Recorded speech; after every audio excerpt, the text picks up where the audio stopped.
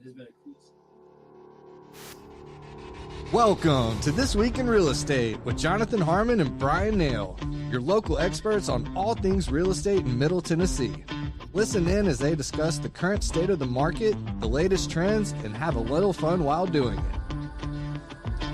We do want to say the opinions voiced on this podcast are for general information only and not intended to provide specific advice or recommendations for any individuals. All right, y'all, welcome back to another week of This Week in Real Estate, where we're putting the rate in great deal. We're here. That was a good foreshadowing. Hey, where are our Swiftie fans out there in the audience? Any Swifties watch us on a regular basis? Probably not. It's a big deal in the world of MTSU and Taylor Swift have intertwined this week. Tell me more. I will. So Scott Borchetta is the owner of Yes. Big Machine Records, right? And I think it's and he sold his company to a guy named Scooter something who Taylor Swift hates, and so he'd already made a fortune just as the owner of Big Machine Records, but when those companies merged, acquired whatever it was, he got even richer. He just gave, is it $15 million or $50 million? I heard 50, so 25 and 25. Okay, so he just gave $50 million to MTSU to name the College of Media and Entertainment after him. So he's got the naming rights. So it's now the Scott Borchetta College of Media and Entertainment at MTSU. And he's going to be very involved. This isn't just a money thing. He's going to help with the curriculum and, in real time, in the real world, these are business practices that are happening in the media and entertainment business. Cool. These students need to be learning. So if you're a Swiftie fan, you might think this is dirty money because. Yeah, but that was before. Well, Taylor Swift and him were on good terms when she decided not to pursue the rights to her music, but then he went and sold it to the one person that she hated. And so there's a little bad blood there. I see. Well, now MTSU would be, I guess, in its Taylor Swift era. Yeah, I guess so. Yeah. Or Scott Borchetta era. Borchetta era. Yeah. Interesting. Yeah.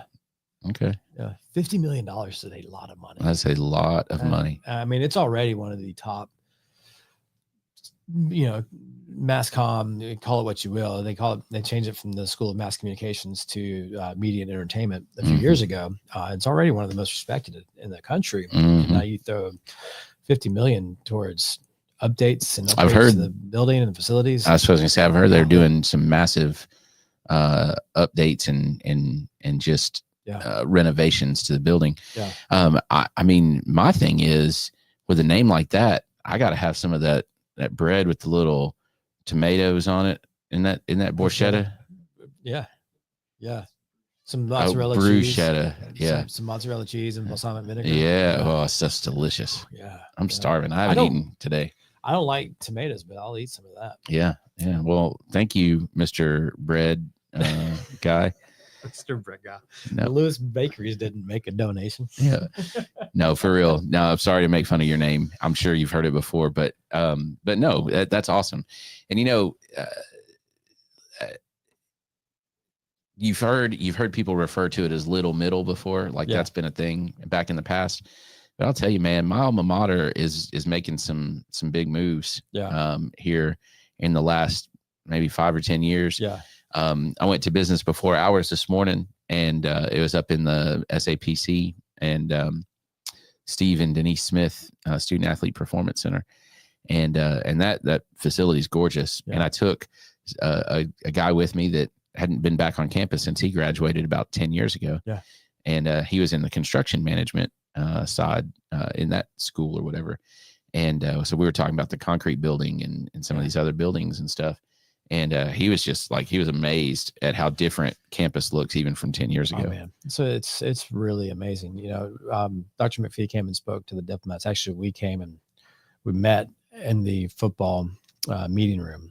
That's where the diplomat meeting happened a couple of weeks ago. And Dr. McPhee was in there. And like, I'm on campus a decent amount, but just hearing him talk and going through the slide of all the changes and improvements that have been made to the campus, and it's pretty amazing. It is, yeah, it is. So good job. Hey, while we're on this topic, first game is Saturday night, 6:00. 6:00, August 30th. Austin P. Austin P. We're gonna impeach the governors. Yeah, we Cedar Glade made an impeachment ale. I got to taste it yesterday. It's pretty delicious. Can't wait to try that. Yeah. Trent, take us to some headlines and market movers.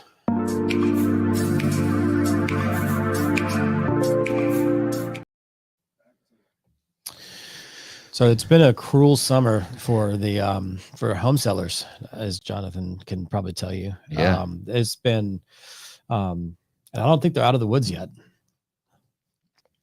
They're still lost in the woods. Out of the woods. Are we out of the woods? That's another Taylor Swift song. Oh, is it? I was thinking Lost in the Woods, which was from Frozen.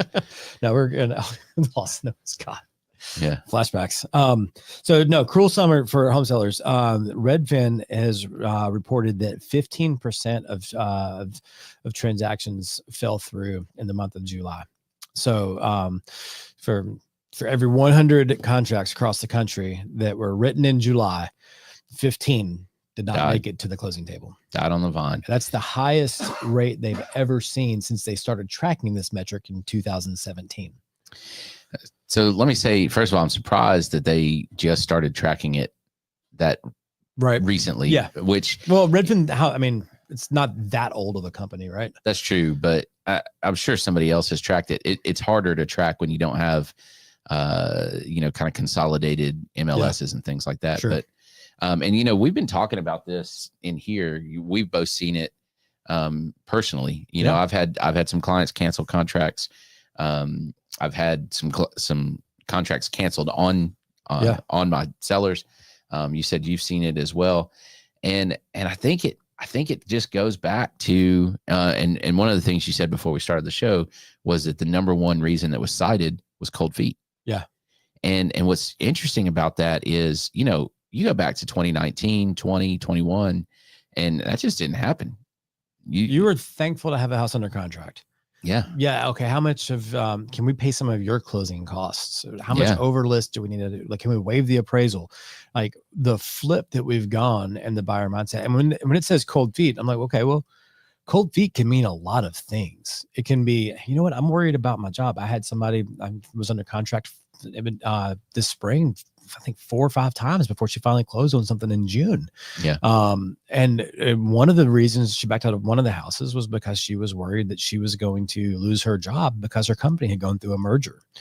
And so, cold feet can come from employment concerns. It can come from, home inspection doesn't go well and gives you cold feet about that particular house. Cold feet can come from, at the end of the day, I think any transaction that falls through, unless it's just a loan that gets turned down, has got something to do with cold feet. Yeah. It's just a matter of what's giving them the cold feet. Right. And I need to dive deeper into this, but I would say that probably, an inspection would, I bet when they look at their reasons, inspection's probably different than cold feet. Yeah. But here's the thing is, as this market has been fluctuating and as we've seen things happen, you and I worked on a transaction several months ago, and in this transaction it was new construction, and you were doing the loan, and we go under contract, and 2 weeks into the contract, the builder on the exact same unit dropped the price of it was literally the next door neighbor, $10,000 less than what we were under contract for. And then 2 weeks after that, dropped it another $10,000. So, we're sitting here under contract, right? $20,000 higher than what her literal next door neighbor. Be. Yeah. Yeah. Yeah. And so, in that scenario, she got cold feet. Who could possibly blame her for that? It's probably the smartest thing she could have done was walk away from that. Yeah. Did you ever track to see what it ended up selling for? I haven't looked. I don't even know for sure that it sold. I need to go back and check it out. Yeah. But, so we're in a market where there's a lot of movement in all kinds of directions, just a lot of volatility in general. And I'd say that's a word of caution to anyone that's going out and looking at new construction neighborhoods. They can drop all kinds of bells and whistles and incentives and things. But if you're buying a house in a neighborhood that's 50% complete and you're buying here, you got to pay attention or have some kind of idea of where the next 50% of the houses are going to sell, because you could be buying at the top end of a market in a neighborhood that's going to potentially come forward with a lot of lower comps than what you're buying at. Yeah. And we're still in a situation right now where prices haven't plummeted. Right. So we're in a scenario where people are starting to reduce prices because we have had stagnation. We have had stuff sit. So people are starting to do that price reduction. But historically, and all the way up until this year, that was not the case in new construction. Yeah. The only time that you really got a discount on the price in new construction is if somebody was closing out a neighborhood. Yeah. And it was the last. They wanted to get out of there. Yeah, because they weren't worried about their comps anymore, right? They were done. Yeah. And so they would just close it out, right? Yeah. But but we're talking like the last 2, 3 maybe homes in that subdivision. And now stuff just isn't moving. Yeah. And so we're seeing it, especially in the less hot areas. And, we compare this back to a article that I posted about 2 weeks ago. And, Nashville, the Nashville MSA, so that's Nashville and all the counties that touch it, plus Montgomery County, has had the highest drop off on pricing and activity level, I think is actually what it was, has had the highest increase in days on market of anywhere in the country. Now, that doesn't mean that we're the worst, but as far as market slowdown goes, we've had the biggest slowdown. Right. Now our slow market is still ahead of some other places, not slow market. Right. And you have reason behind that. When we were up, we were way up. And now as it comes down, if you're way up here, you're going to be able to tumble further. There's further to fall. Right. Yeah.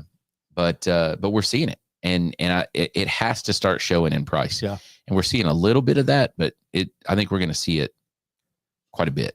There's a couple of other key points from the CNBC article. Pending home sales dropped 0.4% from July from June. So they dropped 0.4% from June to July, but we're still 0.7% higher than they were in July of last year. That's interesting. So I didn't hear that part at the beginning. 0.4 from June to July, that's abnormal. Yeah. So normal seasonality from June to July, you're going to see pendings. An increase, right? No. July starts to slow down, and August is like the slowest month of the year. Well, that's what that says, right? Pending home sales dropped 0.4% in July from June. Right, but that's not a big enough drop to fit the seasonality. Okay. So if that's 0.7 above last July, that makes sense, because normally you see those pending sales drop 1, 2, 3% from June to July. It's a huge drop off. Really? Yes. So anecdotally, July was better for me and my production. Same than June. Same. So it's like and we talked about this, I think, in April and May. The spring selling season didn't start. It started late. Yeah. Yeah. And it's right. So here is I'm gonna move on pretty quick from that point, because I've got this one that is pretty surprising, because when I think of realtors, I think of rose-colored glasses. Everything's gonna be good. You have to. That's how I think about mortgage lenders. You have to put this. Well, anybody that's in real estate, right? Whether it's mortgage lenders, anyone who has a vested interest in the market being busy with lots of transactions closing, wants to spit nothing but good vibes out into the world, right?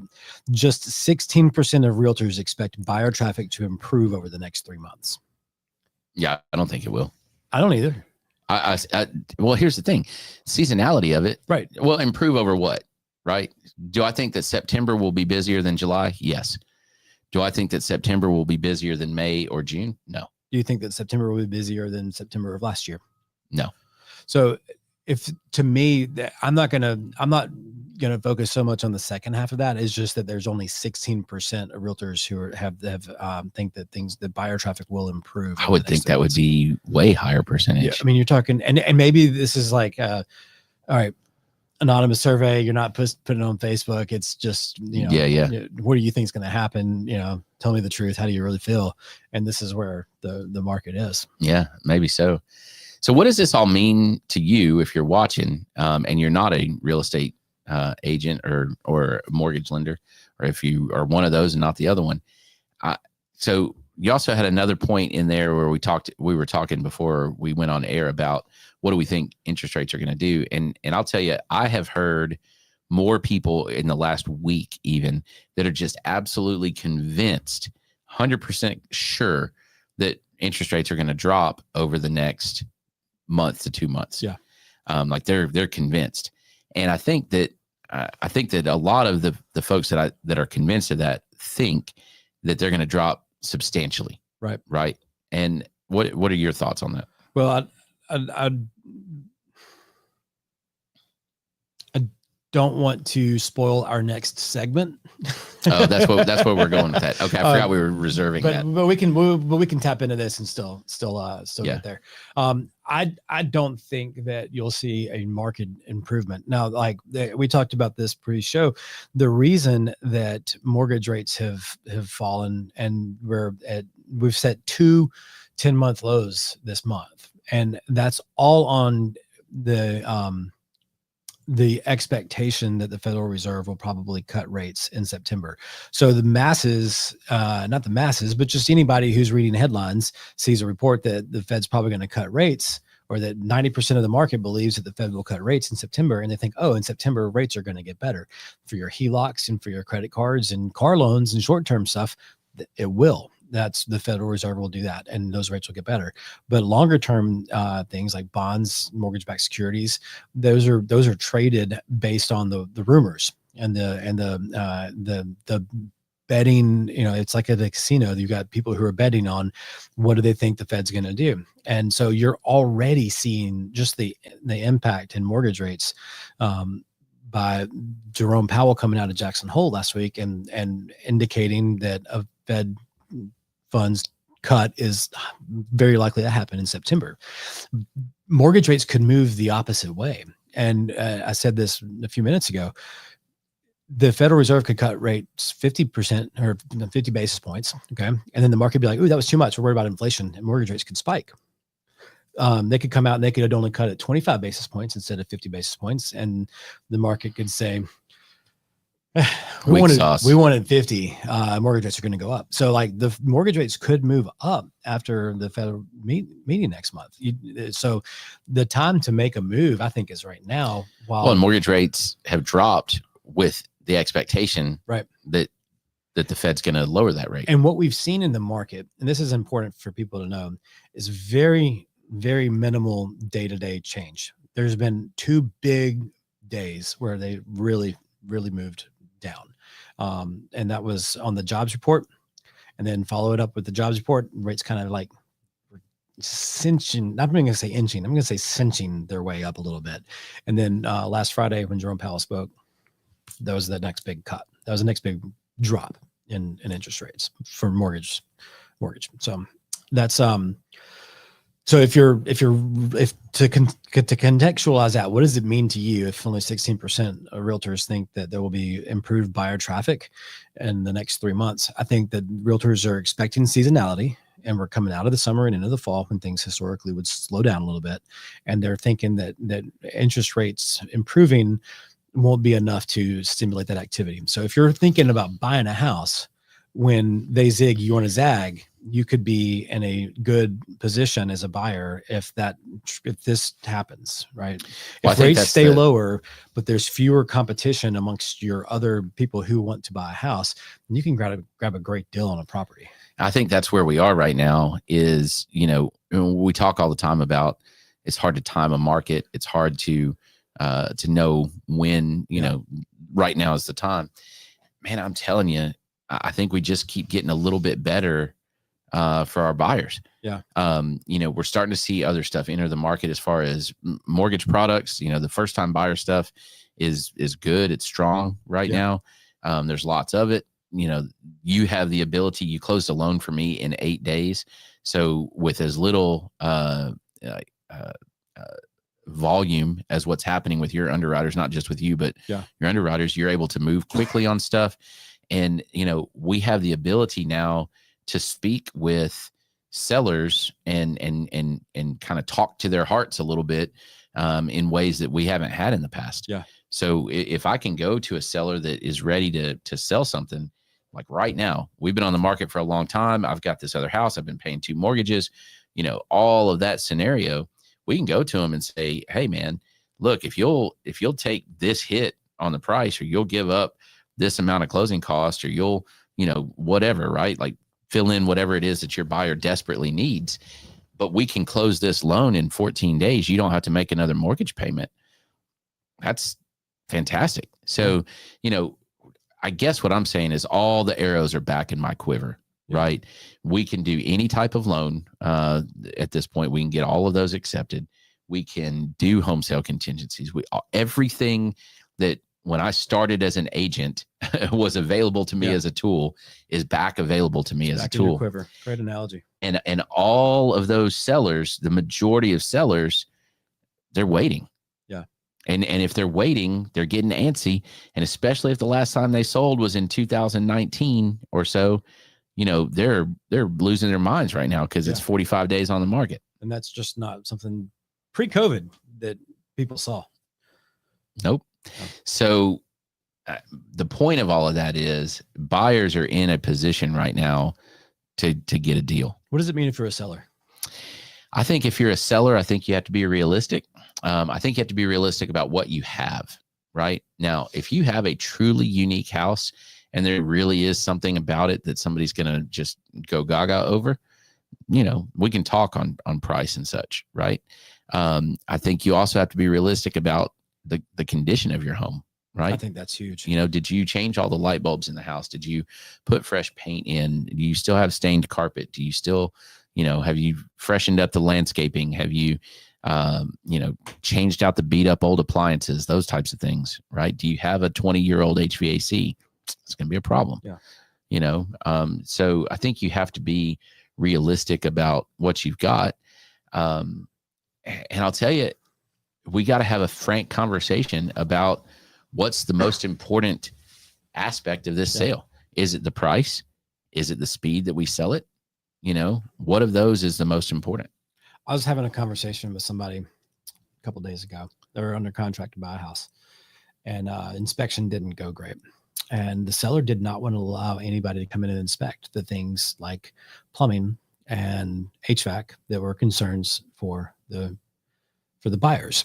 The seller just wasn't going to let them come in and have any further inspections. They said, you did your home inspection, take the data and do what you will. We'll give you an extra $1,000 towards your closing costs. So I'm talking with the buyer. The buyer's like, I don't think this deal's going to work out. I think we're walking away, but can you, just so I'll know, what does it look like if they give us 50? And I'm like, 50 what? 50,000. So you wanted to find out what it would look like if they bought that house for $50,000 less than what they were under contract for. Was that on the table, or was that just their wild? No, it's not on the table. But here's the thing, man. That's where the mindset went. Yeah. In her mind, she's thinking this house might cost me, it might be $50,000 worth of plumbing and HVAC work that needs to be done on this house. I'll see if I can buy it for $50,000 less. And there's an outside possibility that it works. There's an outside possibility it does. I don't think that's how real estate usually would work. No. If they're not going to allow somebody to come in and do a further inspection, they're not going to take a $50,000 haircut. No. So, but here's the other part about that. You talk about like cold feet and transactions that fall through and where buyers' mindsets are. Was that house truly unique? No, it's a house in a neighborhood. Then guess what, buddy? Yeah. I'll get out of this contract and I'll walk right down the street and find the one that's been on the market 10 days longer than yours has. And I'll get what I want. Yeah. Well, and that's there's a seller who's not current with the market, and who knows if their realtor is worth a shaker of salt or not. I don't know. Sure. And on the other side, you got a buyer who's like reading into the market and throwing, man, I see houses everywhere I look. I'm going to shoot for the moon. Interesting. Fortune favors the bold. Yeah. We got to get back to some Taylor Swift song references. We got away from it in that segment. Yeah. I don't know any Taylor Swift songs except Party in the US. Oh wait, that's not her. Miley Cyrus. Yeah. See, I don't know any Taylor Swift songs. All right, Trent, we got This Is Real. What's the one about,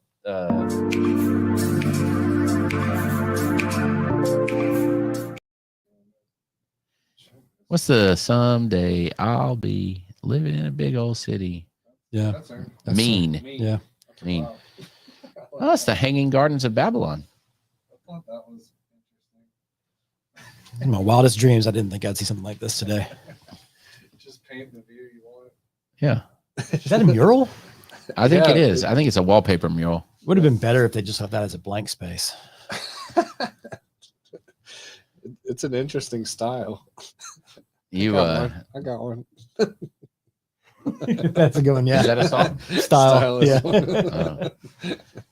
Delicate use of a paintbrush there. I feel like I'm encountering a lot of karma right now because I typically throw a lot of songs out, and I don't know any Taylor Swift songs. At the end of the day, I think they had an end game in mind when they put this on the market. Yeah. They probably weren't 22. I don't know. That's stupid. All you Swiftie fans that stayed through us with that boring segment on deals falling apart and us kind of bemoaning the market. And I hope you're happy that you stuck around. You know, before we end the show, we should definitely pick out what our song is. Hey, this guy says he doesn't know any Taylor songs. He knows a bunch. You're a Swiftie. Where is the slamming screen door anyway? All right, let's move on. That's great. Where are we at? Or is this, you want to do a pro tip? Yeah.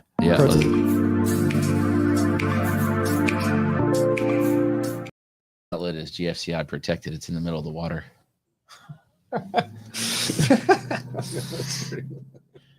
Pro tip. All right. So, man, I'm still thinking about Taylor Swift songs. Yeah, here we go. My favorite Taylor Swift thing is, and it's a lot of people probably seen this, but there's a song called Lavender Haze. Okay. And it's like like a softer version of the Jimi Hendrix song. It's a very soft version of Purple Haze. The lyric is, I feel a lavender haze creeping up on me. But somebody's gone on TikTok and made this and it sounds, man, when she sings it, it sounds like 11 turkeys instead of a lavender haze. I feel 11 turkeys creeping up on me is hilarious. That's a pro tip. All right. So pro tip, and we talked about interest rates a little bit a few minutes ago. And so the pro tip here was going to be to don't wait for the Fed announcement for the actual rate cut. Try to get in advance of that and take advantage of the swings that we've seen. But then the conversation we had pre-show kind of turned towards discount points because, hey, if you can get an FHA rate at 6.25, it's very feasible to buy that rate down and get an interest rate that starts with a 5, right? So as we get closer to the low 6s and some products are pricing in the low 6s, then what does it look like to buy it down and get an interest rate that starts with the number 5? And what does that do for the market? So the pro tip here is when you're looking at discount points, I like to think of an interest rate menu. All right. And so on one side of the menu, you've got all of the different interest rates from 5.5 to 7.5. Okay. And next to each one of those interest rates is a number. And that number it correlates to that rate and what the cost for that rate is. One of those is going to be 0. That's called the par rate. Okay. So that there's no money going from me to you or you to me. That's just a par rate. That's the interest rate as it is. Now there's going to be some numbers that have a negative next to them. Those numbers would be where you're getting a lender credit. So you may, if the par rate is 6.5%, and you need help with closing costs, in exchange for getting an interest rate that's 6.75 instead of 6.5, the lender would give you some cash, a lender credit to pay some of your closing costs for you. Not many people are doing that in this market. Now, when rates were in the 4s, it wasn't uncommon at all for that to happen because, hey, if I can still get a rate that starts with a 4, and then the lender will cover $2,000 of my closing costs for me. And at that point, you couldn't get your closing costs covered by a seller. Right. Now the seller's going to cover your closing costs. And for a lot of first-time home buyers, that having an extra $2,000 to buy a lawnmower and put some paint on some walls is more important than the little bit of difference in monthly payment. So understanding your situation. Now, the other side of that, there's going to be numbers where in exchange for, maybe it's back to our scenario of 6.5%. So you really want a 6.25. Okay. Well, you can buy the rate down by paying a little bit more in closing costs. Jonathan thinks of it as prepaid interest. And And I told Jonathan, that's not how I like to think of it, because to me, if I'm prepaying interest, then I'm paying a certain dollar amount. And then I think of like a 2-1 buy down. That's prepaid interest, because it's going to expire and then we're going to catch up to a net or negative or net,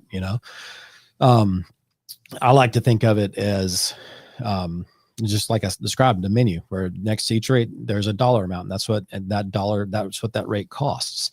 So what's the break even? If it's going to cost you $3,000 and you're going to save $30 a month, how long is it going to take you break even? Don't think, am I still going to have this house for that long? Think, will I still have the loan for that long? And if the answer is, yeah, I think I'll still have the loan past that break even point, then it makes sense to buy the rate down.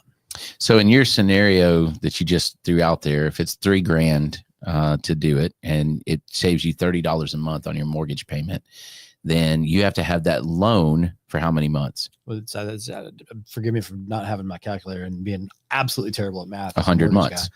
No. 30 times 100 is 3,000, right? You're going to save your payment difference is going to be, I don't want to get into But yeah, just okay. It doesn't matter if it's a realistic scenario, but in that scenario, you'd have to have the loan for 100 months. Yeah. Okay. So 100 months is a long time, right? So so here's the mindset, and these are not realistic numbers, just throwing that out there. But if it's 100 months for you to recapture the $3,000 based on the loan savings, then do you think that you will have that loan for that period of time? Yeah. Right. Well, it's almost 10 years. It's 9 years, right? So then the next question is, do I believe that sometime within the next 9 years, I'm either going to sell the house, right? Or I'm going to refinance it. Right. And if the answer to that question is before I hit whatever it is, 9 years and 2 months or whatever it is to break even, then does it make sense for me to buy that rate down for $3,000? And I'll tell you, if it's 100-month break even, the answer is always going to be don't do it. Exactly. Now, when it gets to be about a 3-year break even, that's when it starts to make sense for me. Because what I'll tell people is, hey, you probably won't see the market move quick enough for you to refinance on the front half of that break even period. So if it's a 36-month break even, the first 17, 18 months, I don't know if you'll get the window to refi. And then as you get closer to it, it's not like you've wasted your entire discount points that you've paid. You've recouped some of that money as you get closer to that break-even date. And so if you're looking at a 2.5-year break-even, I see a lot of these kind of 30-month break-evens right now, the way points are structured. And I see a whole lot of those. So if you only make it to the 20th month on a 30-month break-even point, but you've enjoyed, your life's been a little bit more comfortable for those 20 months. It might be worth it. You might not hit that break even, but you'll still be happy that you're refinancing and saving money, and you won't regret that you bought that rate down. Maybe, but if I believe that the rate is that the overall rates are going to drop, right? Which is everybody that I've been talking to, I was mentioning. If I really believe that this time next year, we're going to be a full percentage point lower than what we are right now. Because here's the reality, y'all. There's not a scenario other than something just incredibly catastrophic where at the end of the year, right now, at the end of this year, rates are 1% lower. Like that's just not going to happen. Yeah. Right. I mean, maybe it's a 1/4 point, maybe it's a 1/2 point, maybe, but that would even be very aggressive. Yeah. Right. So if I believe that this time next year, rates will be 1% lower, okay, and I can run the difference in my payments at that, there's going to be a cost associated with refinancing it, okay, then I can start to put together a game plan that makes sense. And the reason that I look at it as prepaid interest is like this. In order to not pay $30 a month or $50 a month or whatever it is. And especially at the beginning of a loan, which all of this kind of repay or recapture time would be at the front end of the loan, majority of your loan payment is interest. And if you're buying the rate down, then everything that you're saving is interest because it's a difference in two rates, right? So I prepay that. I'm still paying you that interest, but I'm paying it now to have a lesser rate And so my monthly payment is less. I'm actually buying a lower monthly payment is ultimately what I'm buying. That's exactly right. And that's in perpetuity, because as long as you have that mortgage, you'll experience the benefit of those savings. And the way I look at the discount points are a finance charge. It's counted in the APR. That's right. And the way I look at the recapture time frame is 3 months. Let's say it's 3 years to do it. Let's say it's 36 months to whatever the dollar amount that I save on my, it's $100 a month.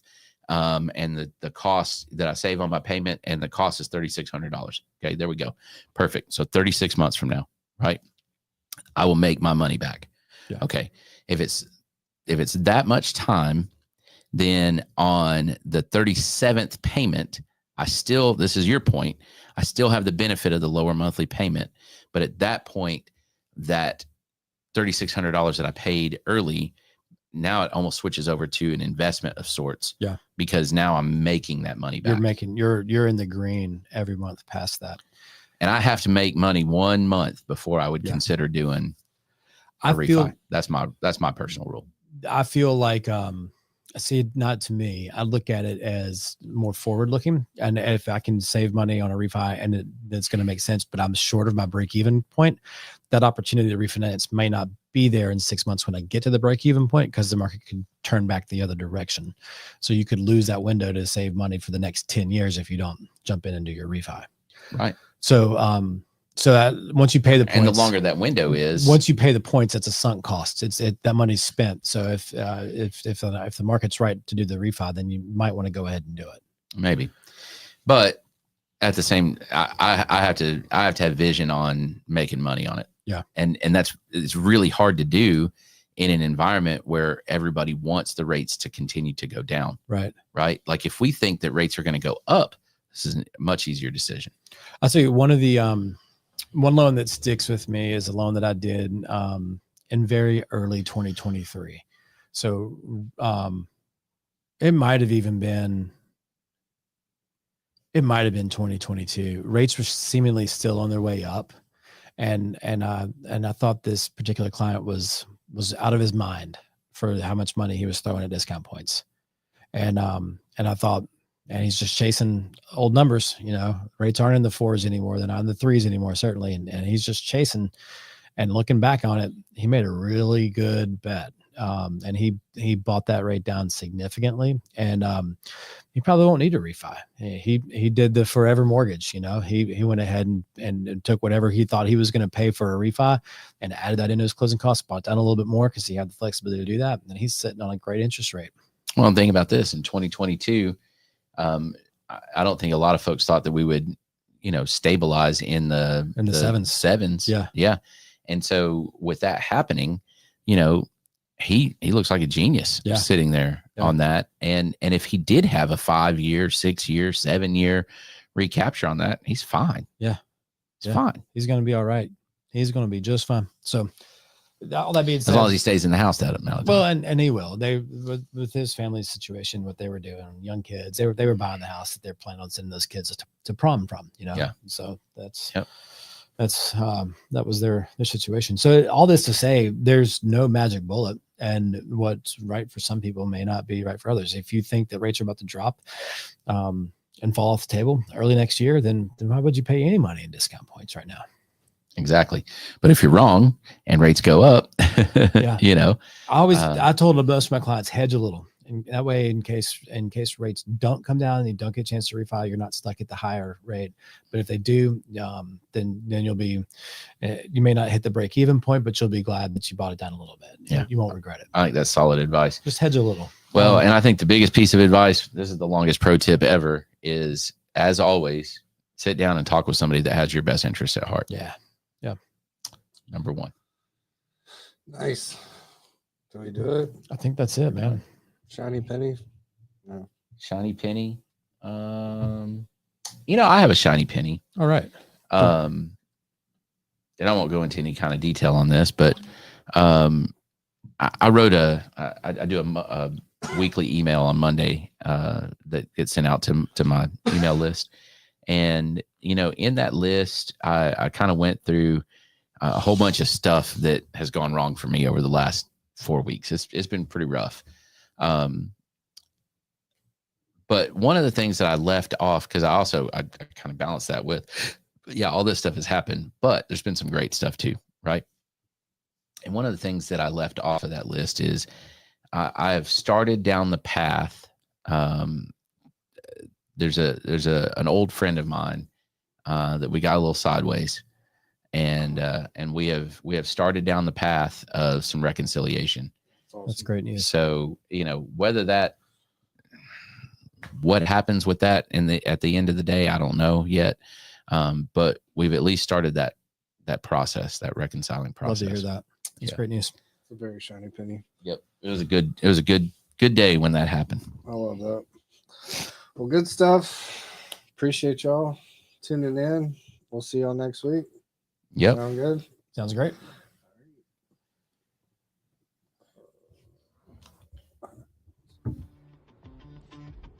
Thank you for listening to another episode of This Week in Real Estate with Jonathan Harmon and Bryan Nale, your go-to resource for all things real estate in Middle Tennessee. Be sure to like, share, follow, subscribe, and leave us a 5-star review. We will see y'all on the next one. Now for the nitty-gritty. Primis Mortgage Company is a subsidiary of Primis Bank, a member FDIC. Primis Mortgage NMLS number 1894879, BK number 1042893, ML number 1894879. As always, all loans are subject to credit approval and product guidelines. Equal housing lender.